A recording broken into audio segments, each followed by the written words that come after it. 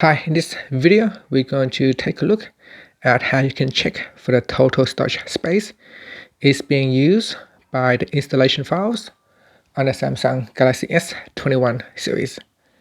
Now first, let's go back to the home screen by tapping on the home key at the bottom of the screen. Then, on the home screen, swipe up to go into the app screen, and then tap on the Samsung folder. Next, tap on My Files. In here, you want to go down and tap on Analyze Storage. In the Analyze Storage page, go down and you can see it will give you a summary of the total storage is being used by the installation files. If you tap on the right arrow, it will give you a breakdown of all the different installation files that is being stored on your device.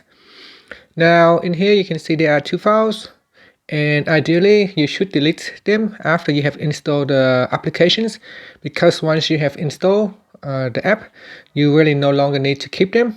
So it is quite important if your device is running out of space, you do not need to keep these files on your device.